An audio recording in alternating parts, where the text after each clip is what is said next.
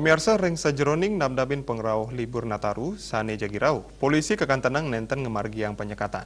Polisi wantah nincapang penureksan prokes COVID-19 ring genah ngeranjing melarapan aplikasi Peduli Lindungi. Saya tidak bisa mengandalkan hanya polisi saja, Bu. Ya.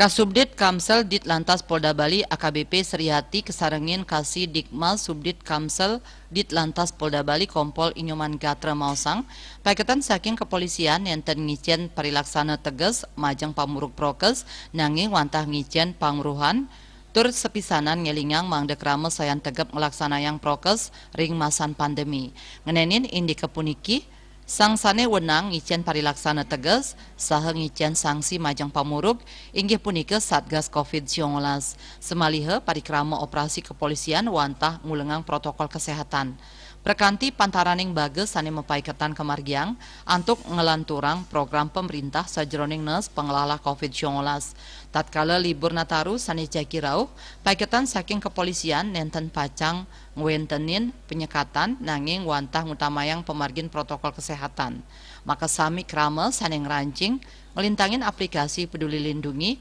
pacang katureksain makasiki Pet Prade kepanggih krama sane durung polivaksin pacang kaecan vaksin ring genah irike.